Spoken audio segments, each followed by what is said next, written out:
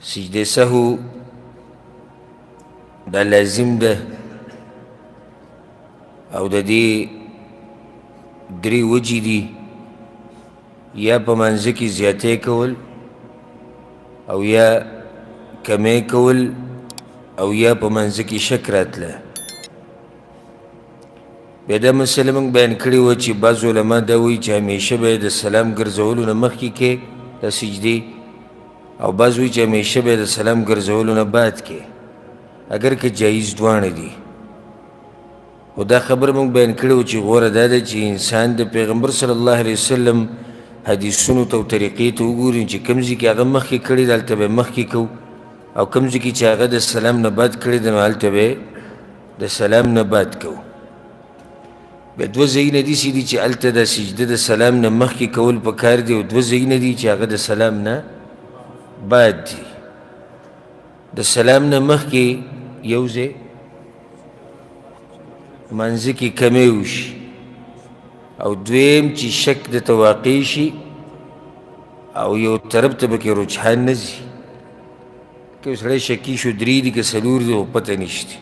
یو طرف تیم ترجیح نشی ورکولے. دو حالات نور دی چی پایی که با دا سلام گرزولو نا بعد سجده که یو دا چی منزی کی زیاده راشی او دویم چی شک واقعی شی او یو طرف تا ترجیح ورکی مایل یو طرف تا دا ندیس بسی نو دیسی ٹیم که بده دا سجده دا سلام نا بعد بیا دا سجده سهو لگئی. بیا منگا طریقم بیان کردی واچو انسان دا سلام گرزولو نا مخ کی سجده کئی نو پس طریقه بے کئی او چیو سڑے دا سلام گرزولو نا بعد کئی نو دے با پس طریقه کئی. خدا مسلم منگ بیان کردی واچو شک پا منزی کی دا پا یوسو قسم دے یو آغا شک چی آغا انسان تراشی چی آغا بیمار دے دا وسوسی نو دا دی شکل اعتبار نشتی. دویم آغا شک تے چی آغا دا منز ختمی دون بعد راشی منزی ختم کو کور تر آغا بیاو تا شک راغا نو دی شکل هم اعتبار نشتی. دریم آغا شک دے چی آغیل اعتبار شتی یو روغ انسان چی آغا دا وسوسو دا شک بیمار ندے او آغا تا دا منزی پا دوران کی شک راشی نو دیل اعتبار شتی. دا شک پا دری قسم شو. بلا مسئلہ منگا دام بیان کردی و چی انسان تا دا منزن بعد پتو لگی چیز پا منزی کی خطا شوی ما نو دے پس طریقه با سجده کئی سمر وقت که لگی دلی سجده با کئی و کنه با کئی دا طول مسئلی ما بیان کردی وی یو سو مسئلی پاتی شوی دا اغا بیانو دا غین بعد بیا بالباب شروع کو بتوفیق اللہ سبحانه وتعالی. مسئلی غالباً دا سجده سهو دا طولی بیان شوی دی خو یو مسئله پاتی دا غیر اهم ده چو انسان پا منزکی دا امام سر شریک شی امام خطای شی یا دے پا خپل خطای شی نو دا سجده بس طریقه دا مسئله پاتی دا دیر اهم مسئله ده خصوصا دا نارینهو دا پارا دیر ضروری ده زکی چی نارینه بانی منز فرض ده پا کم زکی پا جماعت کی دا جمع سر با منز کی نو دتا دا مسئله دیر راتلیش نو بے یوسو حالات تی دا یاد ساتی. اولانی مسئله خود دا یاد کئی چی کل دا مقتدی خپل منزی کی خطا شو یو واجب کارتی پاتی شو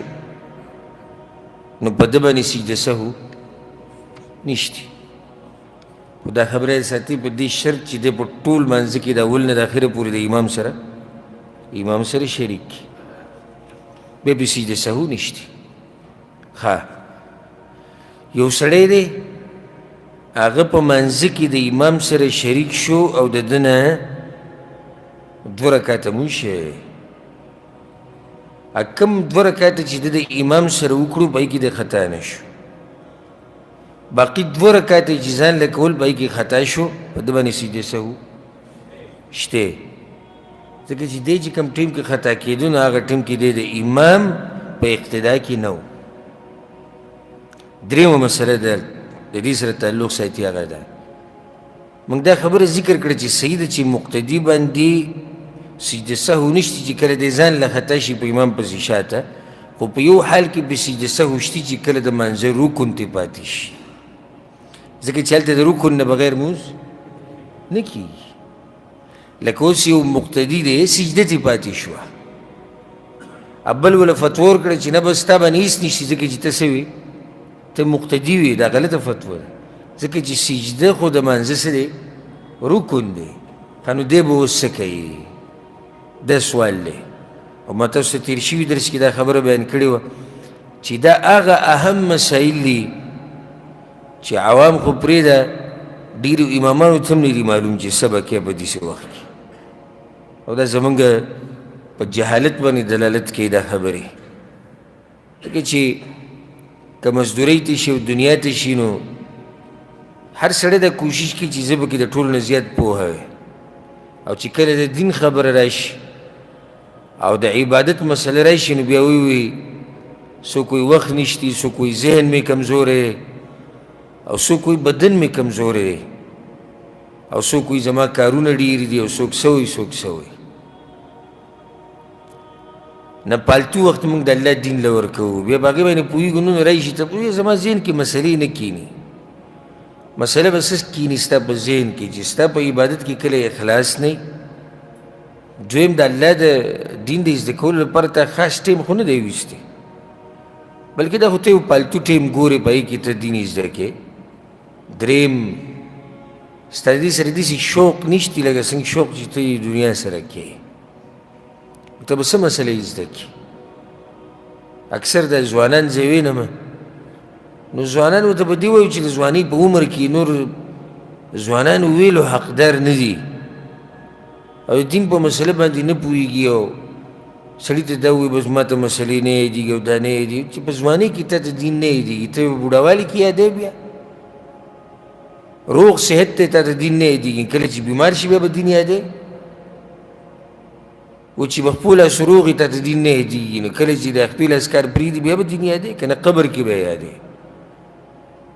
دماغ کار نه کوي. ځوان سړی دی په دماغ یې تندر اورېدلی دین نشي یادولی. ښه وایي دنیا څنګه ده؟ نو دومره قصې او قړتې به شروع کړي چې ستا د دماغ به راوبهي، هر څه باندې پوه یعلمون ظاهرا من الحیات الدنیا. الله وایي په دنیا ښه پوهېږي، د آخرت په مسلو کې دین په مسلو کې به یې دنه چاړه جوړ شي. پکار دا دی چې توجه موږ د خپل دین له ورکو. دا مسلې کمې اهمې مسلې چې دي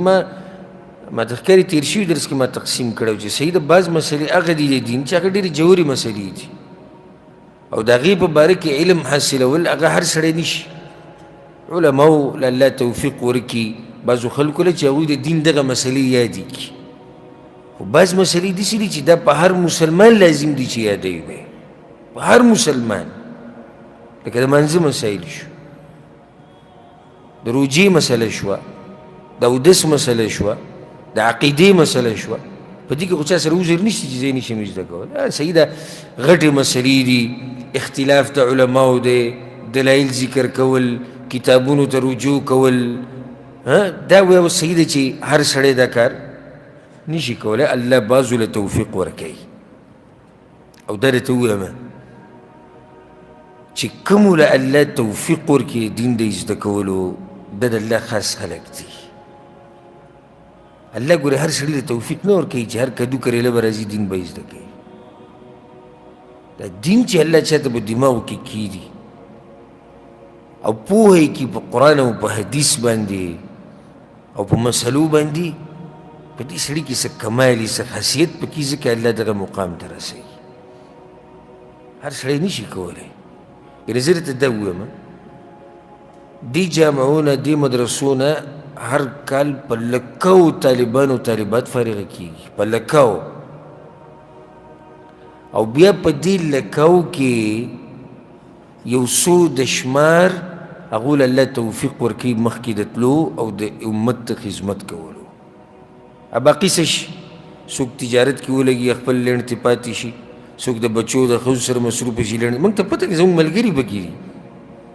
څوک د بچو د ښځو سره مصروفه شي دغه ترې پاتې شي، څوک په مسافرو کې شي پیسې ګټي هغه خپل لینډ ترې پاتې شي، او څوک چې دی والعیاذ بالله بېدینه شي، هغه دین بلکل پرېږدي، هغه هر څه تغیر شي، په چا باندې بیماري راشي، په چا څه راشي څه راشي. نو دا خبره یې ساتئ که چېرته ته الله غوره کړی د دې دپاره چې دین یې زده کړي، نو بیا ته خاص سړی او په دې باندې د الله شکر ادا کوه. الله څه وایي؟ يرفع الله الذين آمنوا منكم والذين أوتوا العلم درجات. الله اوچتوي په تاسو کې مؤمنان، په ټولو انسانانو کې الله د مسلمانانو اوچت کړي، او بیا په دې مسلمانانو کې د علم خاوندان اوچت کړي. د ډېر ناشنا خلک دی او ډېر ناشنا مخلوق دی چې الله سبحانه وتعالی د دې دپاره پیدا کړي دي چې ما او تا ته هغه سوچه دین وښیي، او که به دې دین کې څوک کمی زیاتی کوي نو هغه راته بیان کړي چې نه دا غلطه ده. څومره قدرمن خلک دي او څومره عزتمن خلک دي، ځکه الله دې علماو له دومره مقام ورکړی. زما پلار، مور، خور، رور، بچی، ښځه دا ټول به تا ته لیږي، دنیوي نصیحتونه به درته کوي، الا دا که چېرته خاندان دینداره جدا مسله ده.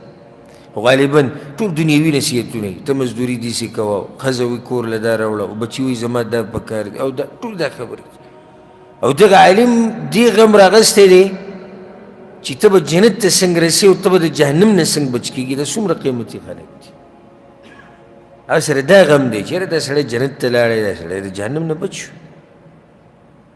خبره مې دې پورې راواغسته او رانه اوږده شوه، خو نصیحت اهم و چې دا قسمه مسایل، سجده سهو مسله شوه، مانځه سره نورې مسلې شوې، دا اهمي مسلې دي، یاد یې ساتئ. ډېر امامانو ته نه دي معلومې، پاتې له مقتدیان. یو سړی دی او د هغه نه سجده پاتې شوه مانځه کې، او مقتدي اوس دی به څه کوي؟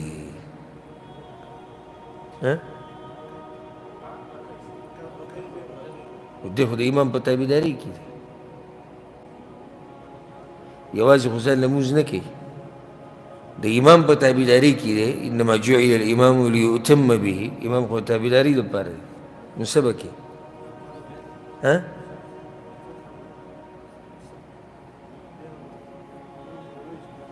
امام ته ولې وایي؟ امام خو نه دی خطا شوی، خطا شوی خو مقتدي دی. رکات به بیا وکړي او بیا به سجده سهو ځان له کوي.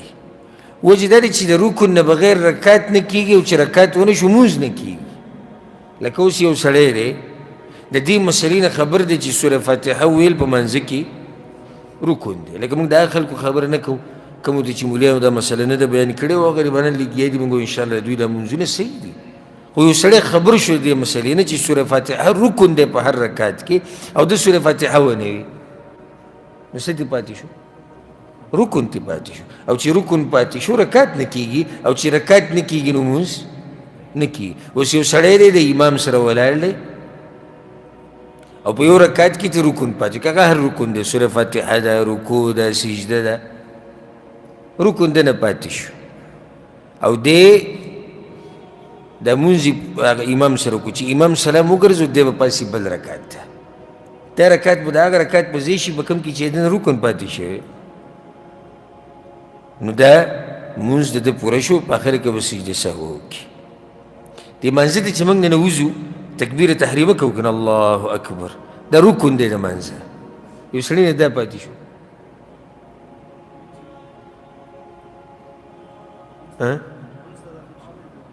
مونځ ته ننوتی نه دی.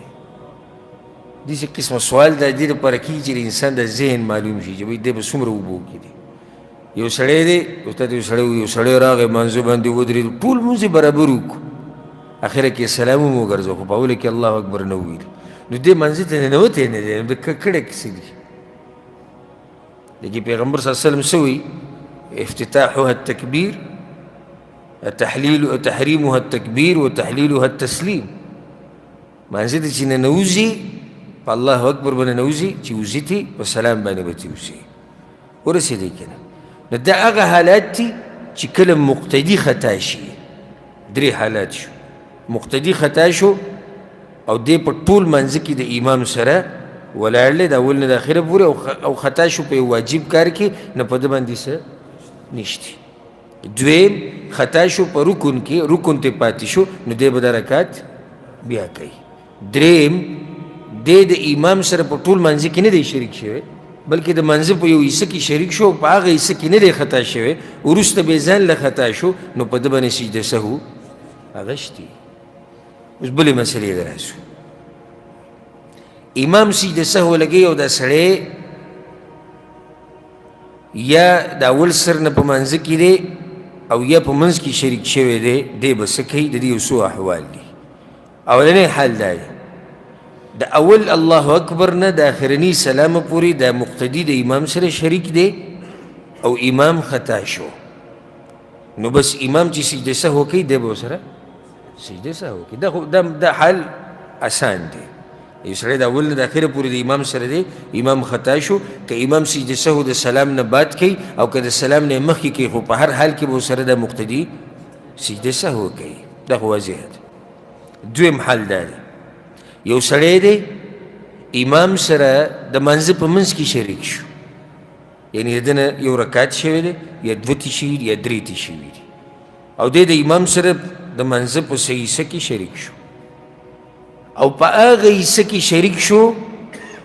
په هغه حصه کې چې امام پکې خطا شو. تاسو زما په دې مسله باندې رس صحیح که نه داسې لګیا یم. یو سړی دی په منځه کې شریک شو خو په ټول منځه کې نه د منځه په صحیح حصه کې شریک شو او هم په هغه حصه کې امام څه شو خطا شو. اوس به دی څه کوي؟ سجده سهو خو به لازم کوي سجده سهو خطا ده خو څه طریقه باندې به یې کوي؟ دی د امام سره یو ځای سلام ګرځوي سجده سهو به د امام سره وکړي بیا وپاسي بس او د امام چې سجده سهو کوي دی به څه کوي؟ هسې به نه شي یو غرولی او بل غرولی ټول صحیح شو. دا یو حصه دې برابر بیان کړه په سلام نه مخکې د سجده وکړه نو بیا او بیا به سجده نشتي ځکه چې یو پرې وکړه. اختلف فيه العلماء دلته چې کوم علما نشي دوی اختلاف پکې راغی.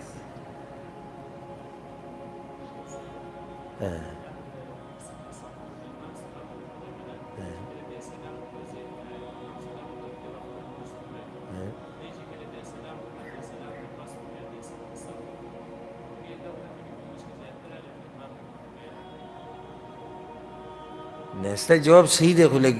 معمولي غلطي دې پکې وکړه نور دې ټولو کې ستا جواب برابر دی. د مسلې صورت بیا واضحه کوو. یو سړی د امام سره شریک شو د منځه په صحیح حصه کې او امام خطا شو په هغه حصه کې کومه حصه کې چې دی شریک شوی دی په دې منځه کې نو دی به اوس سجده څنګه کوي؟ که امام سجده د سلام ګرځولو نه مخکې وکړه اوس دې ته غوږ کېږدي ښه که امام سجده د سلام ګرځولو نه مخکې کوله نو دی خو به ورسره لازم سجده کوي. دی خو کېناستی نه شي که نه چې زه به ناست یم امام به سجده کوي نه هلته خو دی د امام په تابعدارۍ کې دی سجده به کوي خو دا سجده سهو د ده دپاره سجده سهو نه ده. ولې ځکه دا ځای د سجده سهو نه دی. سجده سهو د سلام په اخره کې د منځه په اخره کې او دی په دویم رکعت کې دی سجده سهو وکړه یا په دریم کې دی څلورم کې دی یا په اولني کې دی نو دې کې خو سجده سهو نه کېږي. نو دی به اوس څه کوي؟ د امام سره به سجده سهو وکړي بیا به خپل لمونځ پوره کړي او بیا به سجده سهو وکړي. څو پیرې سجده سهو شو؟ دوه پیرې. د اولني ولې شمار نه شوه؟ دا ځای د سجده سهو نه و. دا ځای د سجده سهو نه و. دا مسله زه بدګماني په تاسو نه کوم تاسو ټول ماشاءالله غټ علما یې خو دا مسله تاسو ته نه ده معلومه داسې ده که نه ده چا ته معلومه ده مسله خیر خیریت ټول خیر خیریت لمونځونه روان دي سپین ګیري شوي وو پکې بوډاګان شوي دي پکې قبر ته ورسېږي هنو ما خو یو پر سجده سهو وکړه وایي و سلام وګرځي روان شي تا چې سجده سهو کړې وه هغه ځای د سجده سهو نه و خو د امام سجده سهو وه ته به اوس څه کوې ته به بیا سجده سهو وکړې دویم حال دا دی دا خو امام د سلام نه مخکې سجده سهو وکړه امام د سلام نه بعد سجده سهو کوي دی به څه چلو کړي چې کله امام سلام وګرځو دی به پاسي او امام به څه کوي سجده سهو کوي دی به نه شریک کېږي ځکه چې دغه سلام وګرځېدو دی پاسېدو اوس به دی څه کوي دی خو په هغه حصه کې دی هم خطا شوی و د امام سره نو کله چې دی مونځ ختم کړي نو دی به ځان له سجدې سهو وکړي ورسېدی به دی څوک به بیان کړي ته به اوس پوه شوې جاویده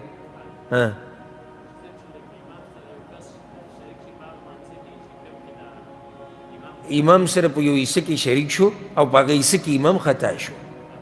اوس دوه حالات دي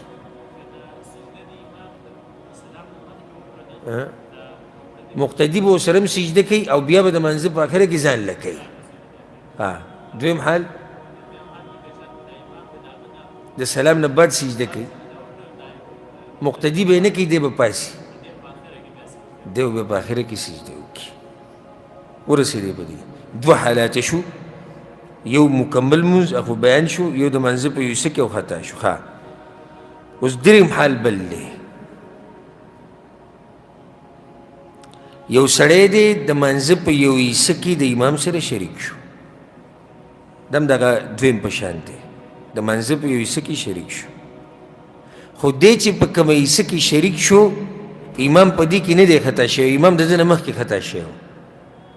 لکه دی موږ ووایو چې په دریم رکعت کې شریک شو او امام په دویم رکعت کې خطا شوی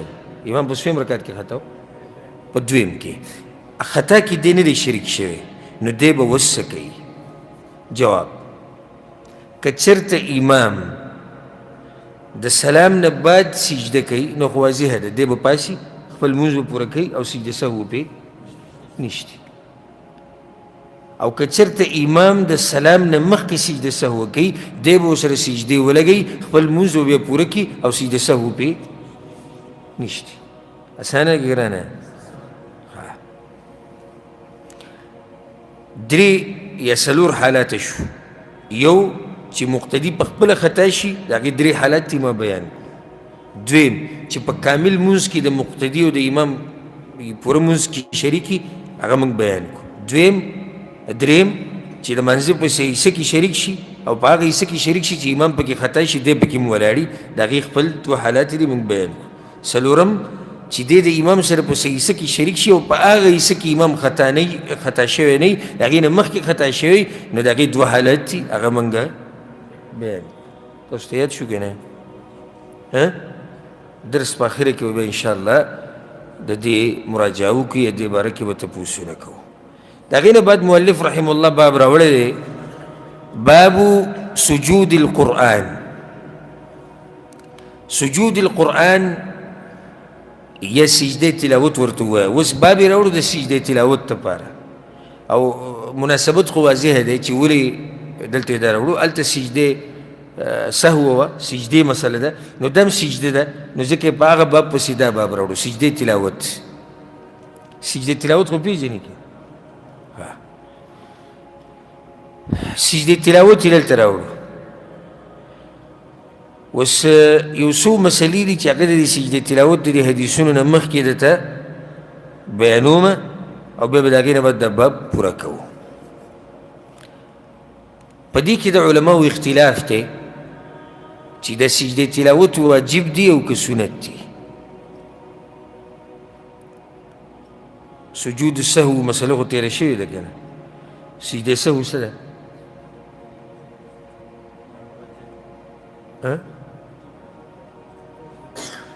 دومره اوږد تفصیل ما وکړو واجب دی تاسو څنګه غلي غلي کېږي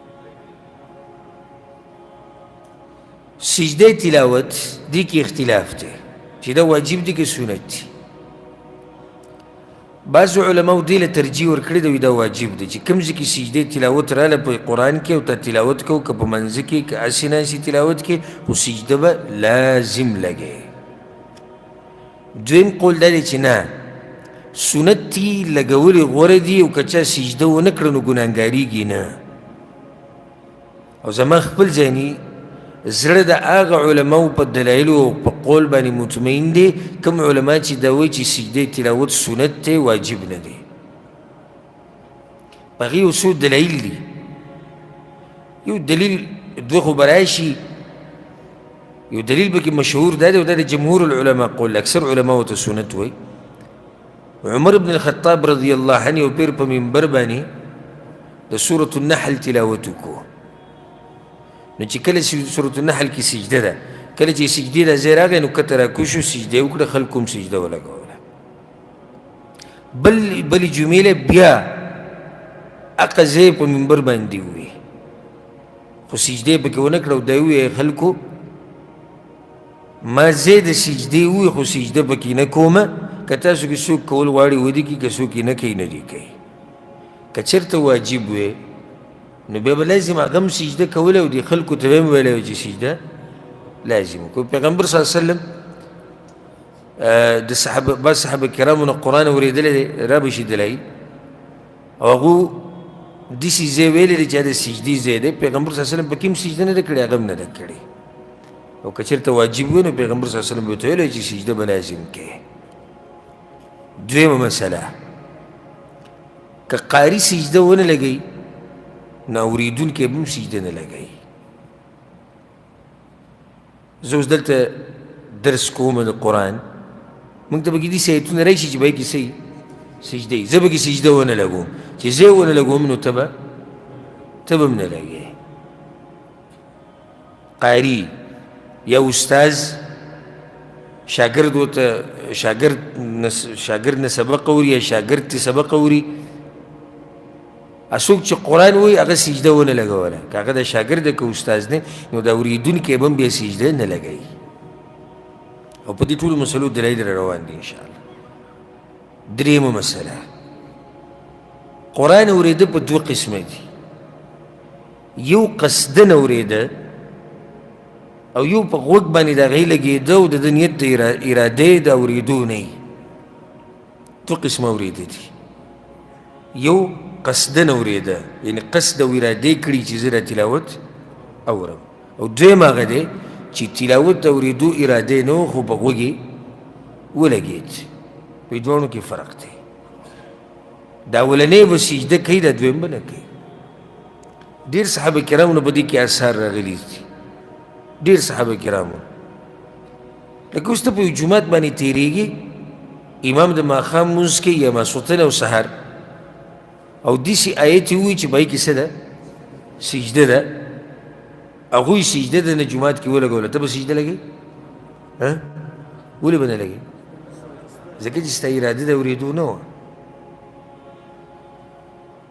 دکان کې ټیپ لګېدلی دی تلاوت پکې لګېدلی دی داسې بله طریقه شو تا غوږ یې ښوده دی تلاوت ته ځان ته د کیسټ ولګو ځان ته د سی ډي ولګوله یا یو جومات کې قرآن تلاوت کېږي تا ورته غوږ یې ښودی ورته ناست یې توجه دي ده ورته نو بیا به ده باندې سجده بیا پیشتي ولې پیشتي ځکه چې قصدن یې اورېدو قصدن مطلب دا دی چې یعنې ارادتن یې غوږ یې ښودی و څو مسلې شوې درې څلورمه مسله هغه دا ده سجده تلاوت دپاره بعضو علماو دا شرطونه ایښودي چې دې دپاره مودس لازم دی او دې دپاره هغه شروط دي چې کوم د منځه دپاره دي خو صحیح خبره دا ده چې دې دپاره هغه شروط نشته کوم چې د منځه دپاره دي او امام بخاري رحمه الله هم دې خبرې له ترجیح ورکړې ده وجه دا چې دا مونځ خو نه دی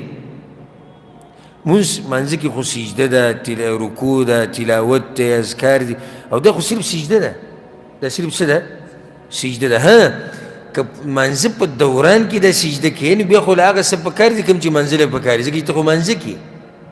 خو اوس یو سړی دی په کور کې ناست دی او د قرآن حافظ دی او لګیا دی تلاوت کوي او داسې مات دی او د دپاره چاردام لازم دی که منځه ته تلو هله نو دې د بې اودسۍ په حالت کې د قرآن تلاوت کولی شي که نه شي کولی شي یو سړی اودس مات دی یو خو هغه دی چې جنابت په حالاتو کې دغه جدا مسله ده موږ ځان له بیان کړې یو سړی د اودس یې مات دی او دی د قرآن حافظ دی او د قرآن مراجعه کوي لګیا دی تلاوت کوي او په هغې کې یو آیت رایي چې په هغې کې سجده ده نو کوم علما چې دا وایي چې د دې سجدې دپاره هر هغه څه شرط دی چې کوم د منځه دپاره دی نو دی به لازم اودس کوي دی به قبلې ته مخ کوي دا ټول شروط پکې دي او بعض محققین علما وایي چې نه دې دپاره دا شرطونه نشي ځکه چې دې باندې څه دلایل نشته او زما خپل ځاني زړه په دې باندې مطمئن دی والعلم عند الله چې د دې سجدې دپاره هغه شرطونه نشته کوم چې د منځه دپاره دي او سجده داسې مونځ خو نه بله ده چې د بې اودسۍ په حالت کې تلاوت کولی شي نو سجده خو کولی شي ورسېدې په دې مسله باندې کې تاسو ښه بله مسله که دا سجده دنه پاتې شوه زه یې لاړو بس بیا لاړه چې زه یې لاړو نو دا سجده څه شوه لاړه زمونږ خلک څه کوي بیا وروسته قضا راګرځي د دې قضا نشته وجه څه ده لکه اوس یو سړی دی د قرآن تلاوت یې کوو سجده راله او دی په لاره روانو یا په ګاډي کې و یا بل دې ځي کې و چې سجدې نشو لګولی او دی وایي زه کور ته به لاړ شم بیا به سجده ولګوم نو صحیح خبره دا ده چې کله دا سبب لاړو نو سجده م لاړه ځکه چې د دې سجدې خو یو ځای دی که نه یو سبب دی سبب دا چې دغه تلاوت هغه آیت وي چې هغه وجه لاړه هغه سبب لاړو هغه وخت لاړو نو سجده م څه شوه لاړه بعض علما چې کوم دې سجدې ته واجب وایي نو هغوی بیا دلته تفصیل کوي چې قضا به راوړو خو هلته موږ ووایو چې صحیح او مضبوط قول څه دی چې دا سجده څه ده سنت ته واجب نه ده بله مسله دې کې دا ده کم چې ممنوعه اوقات دي ممنوعه اوقات کم یو دي روان درس کې په هغې باندې خبره کوي سهار د منځه نه بعد نور راختو پورې مازدیګر منځه نه بعد نور ډوبېدو پورې او کله چې ماسپښین دا نور بلکل د اسمان په منځ شي دې ته اوقات ممنوعه وایي په دې کې مونځ منع دی دا سجده په دغه اوقاتو کې هم کېږي ځکه چې داسې مونځ خو نه دی دا خو صرف سجده ده لکه اوس یو سړی دی د قرآن تلاوت کوي د مازدیګر د منځه نه بعد مازدیګر منځه نه بعد نفلي مونځ عام مونځونه کول چې سبب یې نه وي دا روا دي نه دي روا خو دا سړی اوس تلاوت کوي او په داسې آیت باندې تېر شو چې په هغې کې سجده ده نو سجده کولی شي که نه شي کولی کولی شي اوس راځو دې حدیثونو له الفصل الاول کې حدیث راوړی دی وعن ابن عباس رضي الله عنهما عبد الله بن عباس رضي الله عنهما وي سجد النبي صلى الله عليه وسلم بالنجم وسجد معه المسلمون والمشركون والجن والإنس پیغمبر صلی الله علیه وسلم سورة النجم تلاوت کو په مکه کې نو مسلمانانو سره ټولو سجده وکړه سورة النجم کې سجده شته کې نشته آخره کې سجده ده سورة النجم بالکل په آخره کې څه ده سجده ده فاسجدوا لله واعبدوا په دغه ځای کې به سجده ده پیغمبر صلی الله علیه وسلم چې کله دا سورت ختم کو سجده ولګوله نو مسلمانانو خو سره سجده ولګوله خو مشرکان هم سجده ولګوله مشرکان هم سجده ولګوله او پیریانو او انسانانو ټولو سجده ولګوله دا حدیث په صحیح بخاري کې دی سوال دلته دا دی چې دا مسله خو واضح شو چې زه پیغمبر صلی الله علیه وسلم سجده ولګوله مسلمانانو سره سجده ولګوله مشرکان ولې سجده ولګوله بی اختیار سجده ولګوله د الله عظمت یې واورېدو نو د الله هغه عظمت او د صورت پې دومره اثر وکړو چې دوی پوه نه شو سجده ولګوله بعضو دلته دا قصه ذکر کړې ده او دا سندن کمزوري ده وی شیطان د پیغمبر د تلاوت په دې منځ کې لګیا و چې کله د دې بوتانو تذکره وشوه افرأیتم اللات والعزى ومناة الثالثة الأخرى په سورة النجم کې الله د دې بوتانو تذکره کړې ده چې دا بوتان څه نشي کولی وی کله چې پیغمبر دا آیتونه ویني وی شیطان پکې په منځ کې تلاوت شروع کړو چې تلک الغرانیق العلا وان شفاعتهن لترتجى چې دا زمونږ مشران دي او دوی به سپارښونه کوي نو د مشرکانو په غوږ باندې دغه خبرې ولګېدې کوم چې شیطان کولی نو هغوی سجده ولګوله خو دا قصه بې سنده ده دا قصه څه ده؟ د بې سنده قصه ده. صحیح خبره دا ده چې مشرکانو چې کله د سورة النجم واورېدو او د الله هغه عظمت یې واورېدو، د قرآن پې اثر وکړو، قرآن په مشرکانو باندې به هم اثر کوو. ډېر واقعات تېر شوي دي سیرت کې مونږ بیان کړي. نو بس دوی بې اختیاره ټولو څه چل وکړو؟ سجده ولګو. صرف یو انسان سجده نه ولګولې، یو مشرک، او د هغه تذکره روانه او د هغه انجام هم په هغه حدیث کې بیان شوی دی. اصل کې دا حدیث دلته دې لپاره راوړو چې وګوره د تلاوت هم سجده شته، لکه دلته پیغمبر صلی الله علیه وسلم سورة النجم کې سجده وکړه، مسلمانانو ورسره وکړه. هغې نه بعد حدیث دی وعن ابي هريره رضي الله عنه، ابو هريره رضي الله عنه وسجدنا مع النبي صلى الله عليه وسلم في اذا السماء انشقت. موږ د پیغمبر صلی الله علیه وسلم سره سجده لګولې وه په کوم صورت کې؟ اذا السماء انشقت. دې خپل نوم څه دی؟ سورة الانشقاق. سورة الانشقاق په دې اخرني آیتونو کې څه ده؟ سجده ده. واذا قرئ عليهم القرآن لا يسجدون، دې کې سجده ده. نو ابو هريره رضی الله عنه وی پیغمبر صلی الله علیه وسلم سره موږ سجده لګولې وه، په منځ کې دې سورت تلاوت کړو واقرأ باسم ربک، او دا سورت هم یو پیر په منځ کې ویلو اقرأ باسم ربک الذي خلق الانسان من علق، او د دې نوم څه دی؟ سورة العلق. په دې کې هم سجده ده که نه؟ په آخره کې واسجد واقترب، دې کې سجده ده. دا حدیث په صحیح مسلم کې دی. دا حدیث ولې دلته مؤلف رحمه الله راوړو؟ یو خو چې دا ثابته کړه چې په سورة الانشقاق کې هم سجده شته او په سورة العلق کې هم سجده شته. بله مسله چې دا ثابته شوه چې امام له جایز دي چې داسې صورت په منځ کې ووایي چې به یې کې سجده وي. دا بعض په امامانو باندې رد کړي، لکه کله امام سورة العلق ووایي یا سورة الانشقاق، مړه وایي دې ته اوس څه ضرورت و؟ بل ځای به دې ویلی وی. موږ وایو نه، د جایز دي. پیغمبر صلی الله علیه وسلم داسې صورتونه ویلي دي چې په یې کې سجده وه. صرف دومره ده. بعضو علماو خو اجازت ورکړې ده، او بعضو علماو محققینو دا خبره کړې ده چې سري منځونو کې د امام هغه ځای نه وایي چې په کوم کې سجده وي. سري منځ کوم یو ته وایي؟ ماسپښین،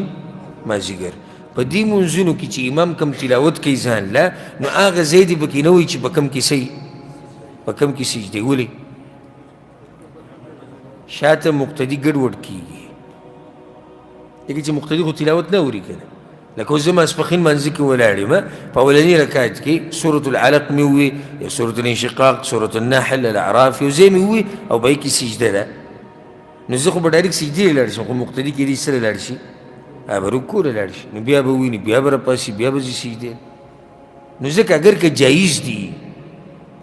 خو غوره دا ده چې په سري منځونو کې امام هغه ځایونه ونه وایي په کوم ځای کې چې سجده راځي. والعلم عند الله. د هغې نه بعد حدیث دی وعن ابن عمر رضي الله عنهما، عبد الله بن عمر وایي كان رسول الله صلى الله عليه وسلم يقرأ السجدة ونحن عنده فيسجد ونسجد معه. پیغمبر صلی الله علیه وسلم به کله په منځ کې داسې ځای تلاوت وکړو، یا عام تلاوت کې به د دې ځای نه تلاوت وکړو چې هلته به څه وه؟ سجده وه. نو پیغمبر صلی الله علیه وسلم به سجده ولګوله، موږ به ورسره سجده ولګوله. فنزدحم، نو دومره به ګڼه شوه، هلته به ټولو سجده ولګوله، ګڼه به شوه، حتى ما يجد أحدنا لجبهته موضعا يسجد عليه، تر دې چې موږ کې به بعضو ته د تندي د لګولو ځای نه میلاوېدو. متفق علیه. د حدیث په صحیح بخاري صحیح مسلم کې. اصل خو د حدیث دې دپاره راوړی دی چې قاري سجده ولګوي ته به لګوي. موږ سره مسله مخکې تېره شوه. دلته پیغمبر صلی الله علیه وسلم به یو آیت تلاوت کو چې وایي که به سجده وه، هغه به سجده وکړه، بیا به صحابه کرامو وکړه. دومره ګڼه به شوه، او دومره ګڼه به و چې د تندي د لګولو ځای به نه و. دا یو سوال دی، اگر که دې سره تعلق د دې درس د دې موضوع سره تعلق نشتی، یا څه نه څه ربط به یې، خو لږ لرې به یي. که چېرته په تا باندې داسې حالات راشي، یا حرم کې ته په منځ کې په حج کې او رمضان په دې اخرني شپو کې ګڼه ډېرې او زه د سجدې لګولو نه یې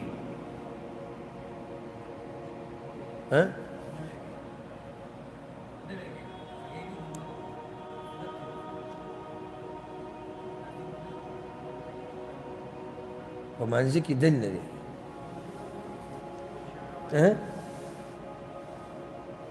تاسو صحیح خبره وکړه څه دي وایي په مانځه کې دننه خو د مانځه هغه خو رکن دی او دا چې کوم دی امام وکړه دا به ته هم کې خو ځای یې نشته تندي لګولو څه به کې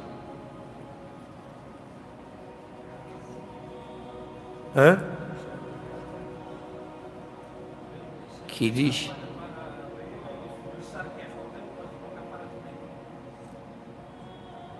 نو داسې سجده شته چې به یې کې ځمکه باندې سر نه لګي که سجده تلاوت هم شو خو هغې ته سجده تلاوت وایي سجده ټکې خو سجده دی که نه دی حاجي صاحب دا جواب غلط دی که نه دې ته ټول چوټي کول وایي هېڅ پې نشته دا جواب غلط دی څه به کوو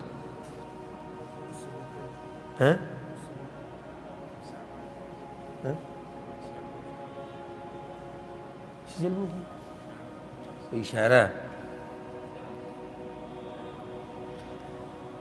ګوره دې کې یو جواب خو دا دی کوم چې دې ملګري راکړو چې وروسته به یې کوي وروسته به یې داسې کوي چې دی به ولاړ له او دا نور چې سجده وکړي پاسې دی به سجده ولګوي خو دې کې د امام تابعداري مکمل نه کېږي دی به لیټ کېږي نو بعضو علماو دا جواب کړی دی اکثر محققین علماو چې د دې بل په ملا باندې به سجده لګوي د چا په ملا دا کوم چې مخکې دی په ځمکه سجده لګوي ته د هغه په ملا سجده لګوي عذر دی لا یکلف الله نفسا الا وسعها او بس دا وایي چې په اشاره به سجده کوي داسې فایدې دپاره مې ته مسله ذکر کړه وعن زيد بن ثابت رضي الله عن زيد بن ثابت قرأت على النبي صلى الله عليه وسلم والنجم وما ده پیغمبر صلی الله علیه وسلم په مخ کې تلاوت کو سورۃ النجم مې فلم يسجد فيها نو پیغمبر صلی الله علیه وسلم پکې سجده ونه کړه پیغمبر صلی الله علیه وسلم پکې سجده ونه کړه دا په صحیح بخاری کې دا حدیث دی ګوره ما تاسو ته لږ مخکې مسله بیان کړه چې سجده سهو واجب نه ده دا یو دلیل دی که چېرته واجب وی نو بیا دلته پیغمبر صلی الله علیه وسلم څنګه سجده پرېښوده خیال هم دی که نه ښه بله مسله ولې پیغمبر صلی الله علیه وسلم سجده ونه کړه دا سوال دی جواب ځکه چې زید بن ثابت رضی الله عنه ونه کړه نو هغه بله مسله ته هم ثابته شوه لږ ساعت مخکې ما وویل چې قاري سجده ونه کړي اورېدونکی به هم نه کوي و دې کې تلاوت چا کو زید بن ثابت رضی الله عنه هغه سورۃ النجم وی سجده ونه کړه چې هغه سجده ونه کړه پیغمبر صلی الله علیه وسلم سجده ونه کړه نو دوه مسلې ته ثابتې شو یو دا چې سجده تلاوت واجب نه ده دویم ته دا ثابته شوه چې قاري سجده ونه کړي اورېدونکی به هم نه کوي او چې قاري وکړي اورېدونکی به یې کوي ورسېدې په دې کې یو ښکلې بله مسله ده ډېره خوندوره مسله هغه ده کشر که د مشر په مخ کې قرآن وایي او یو انسان د هغه چا په مخ کې تلاوت کوي او د علم مسله بیانوي چې هغه ترې غوره نو د جایز دي پیغمبر صلی الله علیه وسلم باندې دا قرآن نازل شوی دی زید بن ثابت رضی الله عنه قرآن ویل به د هغه په مخ کې صحیح خو دا د پیغمبر صلی الله علیه وسلم عاجزي و چې د کشرانو نه به هم قرآن اورېدو او ځکه دغه ته یې وویل عبدالله بن مسعود ته یې ویلي و که نه تلاوت وکړه هغه ته یا رسول الله په تا باندې قرآن نازل شوی به څه وایي زما دا خوښه ده چې د بل نه یې واورم دا عاجزي وه نو عالم یو سړی غوره دی علم ورسره ډېر دی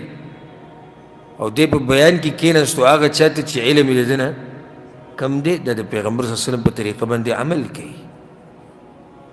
دا په ډېرو لږو علماو کې دا صفت شته چې هغه خاص الله والا علما یو الله پکې عجزي اچولي د بعضو علماو کې ګوره دومره یو دغه ځان ته په یو نظر ګوري چې د ځان نه مشر ته هم نه کیني، ته خو لا پرېږده کشر ته، د ځان نه مشر ته هم نه کیني، وایي زه مولا یم او دا مولا دی، پاتې له ده چې دی دې مشر یي او چا ته دې کیني؟ کشر ته کیني. دا خو د ډېرو اوچتو علماو کار دی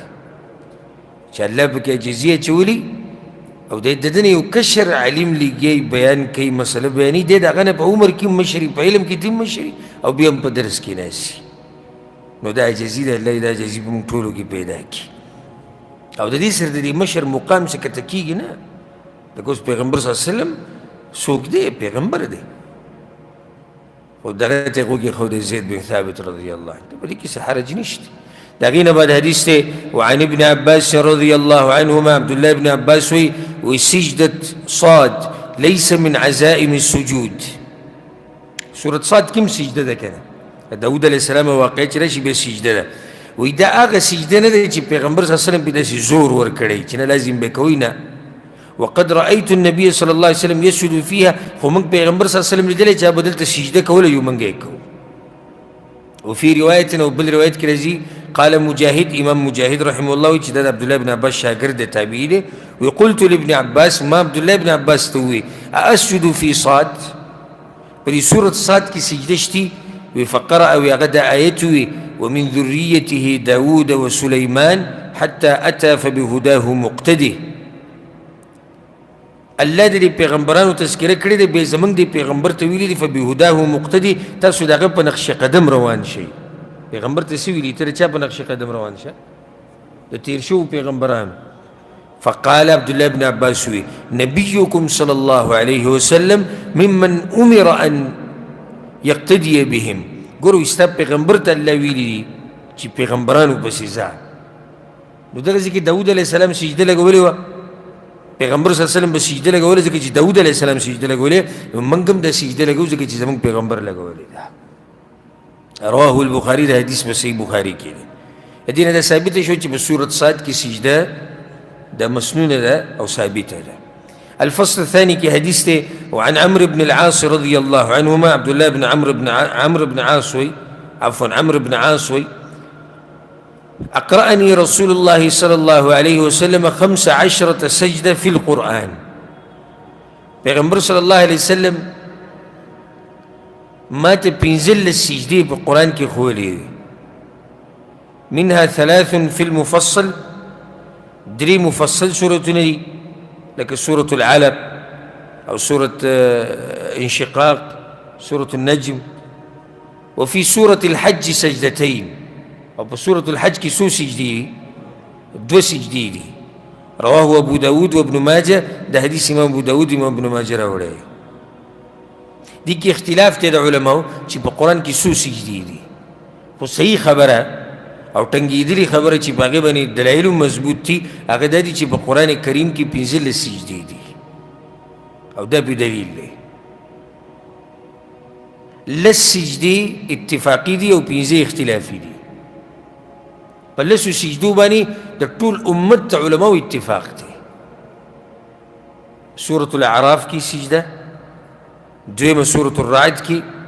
3 سورة اسراء یا سورة بني اسرائیل،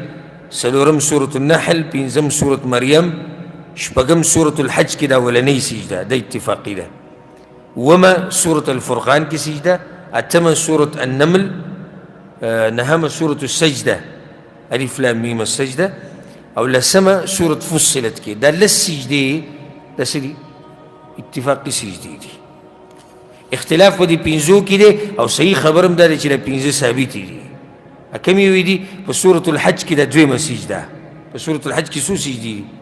2 دي. د حدیث کې بیان هم شو. خو هلته مذهبونو کې چې تقسیم شي نقصان دا کوي. هلته په دې بعضو قرآنونو کې لیکلي دا بې سره خوا کې سجدة عند الشافعي. دا سجده د چا په نزد ده؟ شافعي. نو پیغمبر صلی الله علیه وسلم دې څه کو؟ ګوره دا نقصان دی.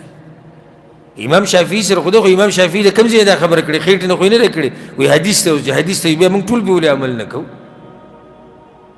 نو دا 11 سجده شو. 12 چې اختلافي ده سورة صاد دا سجده او هغه هم ثابته شوه چې شتي. عبدالله بن عباس هغه حدیث تیر شو. 14 سجده اختلافي سورة النجم او دا هم ثابته ده موږ سره مخکې حدیثونه تېر شو څوارلسمه سجده سورة الانشقاق اختلافي او صحیح خبره چې دا هم ثابته ده مخکې موږ سره حدیث تېر شو پنځلسمه سجده سورة العلق کې دا اختلافي ده او صحیح خبره ده چې دا هم ثابته ده مخکې موږ سره حدیث تېر شو ولله الحمد د الله ډېر شکرونه دي چې موږ ته د ښکلی منهج را نصیب کړی وایي سړی مذهب نه مجبوره شي دویمه سجده د صورت حج ده نشتي ځکه چې مذهب کې نشتي صورت صاد کې سجده نشته ځکه چې مذهب کې نشتي او موږ وایو 15 واړه شتي لکه ولې دا مذهب دی د کوم ځای نه راوړو چې 15 شتي وایي د پیغمبر صلی الله علیه وسلم په مذهب کې چې شتي خو دا زموږ مذهب دی چې پیغمبر کړي دی خو زموږ دپاره روا دي پیغمبر څه ناروا کار خو نه کوي نو څو سجدې دي په قرآن کې 15 او کېدای شي زه تپوس کوم تا نه 15 کمې دي دا بڑی تکڑه سړی چې دا 15 ورته یادي د پلاني ځای پلاني کېدای شي چې یو سړی د قرآن قاري هغه ته اسان هغه ته یادي او که قرآن قاري هم داسې چې هسې تشه هوا وي نو هغه ته هم نه یاد د قرآن قاري هسې په نوم چې قاري لکه یو قاري زما خوا ته راغلی ما ته امتحان اخیستو وخت لږ پاتې دی او حدیثونه یو 3 څلور دي نو هغه ما ورته مې قرآن یاد کړی وي او شهاده یې مې راوړې وه ما قرآن کې د امتحان والم وی شیخ صاحب د اولني لس راته کچې دي او په دې شلو کې واله ما زه دا عامه خبره ده کچې سړي ته زه په دې شلو کې به وایم ما ته ما له سوال نه ویلی وی په دې اخرني لسو کې واله ما زه په دې اخرني لسو کې به درنه وارو امتحان نو ما ته دغه وی شیخ صاحب چې رښتیا یې ته ووایم د اخري 3 سپارې راته پخې دي او د نورو ما د ډېر وخت نه مراجعه نه ده کړې ما زه په د اخري 3 کې ورته تپوس وکړم ته ما سورة الانسان کې دا هغه ځایونه شروع کړه ويطاف عليهم بآنية من فضة وأكواب كانت قواريرا ما ته دې چې ته وې ډېر وخت مراجعه نه ده کړې نو ته د شهادې داسې چې ګرځې او ته خو زه قاري یم اخري 3 سپارو ته مې راورسولم په هغه 3 کې مې درته تپوس وکړو هغه راته هم نه دی یاد نو چې داسې قسمه قاري نو دته نه دي معلوم چې سجدې کوم ځای کې دي خو چې تکړه قاري ته معلوم وي دا درس مې هسې هم ټیپ کېږي ویډیو مې اډیو مې هر شی او کوم ملګري چې لیکل کوي هغه ماشاءالله او خو لیکل کوي نو دي یادول اسان دي څه ګران نه دي حديث وعن عقبة بن عامر رضي الله عنه عقبة بن عامر رضي الله عنه قلت يا رسول الله ما پیغمبر صلى الله عليه وسلم توي فضلت سورة الحج بأن فيها سجدتين بموتي يا رسول الله ده سورة الحج بدي غورة دي چې بدي کې 2 سجدې دي وما توي چې نعم او ومن لم يسجدهما فلا يقرأهما وقلت كده ويزوم بمذهب کې نشتي دا وره پیغمبر صلی الله علیه وسلم سوی هلته زموږ په ملک وی دا دویمه سجده زموږ په مذهب کې نشته سورة حج ده پیغمبر صلی الله علیه وسلم سوی ومن لم يسجدهما فلا يقرأهما او چې څوک د دوانه سجدې نه لګي دا سورت تیم نه وایي بیا موږ زموږ مذهب کې نشته و دا د پیغمبر صلی الله علیه وسلم واضح حدیث دی په سنن ابي داود کې امام ترمذي هم راوړی وعن ابن عمر رضي الله عنهما عبد الله بن عمر رضي الله عنهما وی أن النبي صلى الله عليه وسلم سجد في صلاة الظهر پیغمبر صلی الله علیه وسلم د ماسپښین په منځ کې سجده کړې ده ثم قام فركع بیا پاسې د رکوع وکړه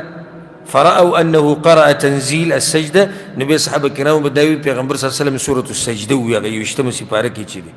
رواه ابو داود د حدیث ابو داود راوړی ګوره سري منځ کې پیغمبر صلی الله علیه وسلم سجده کړې ده خو دا حدیث سندن کمزوری وعنه رضي الله عنه دم عبد الله بن عمر حديث كان رسول الله صلى الله عليه وسلم يقرأ علينا القرآن پیغمبر صلى الله عليه وسلم بالقرآن وي فإذا مر بالسجدة كلتي بالسجدة باندې بتیر شو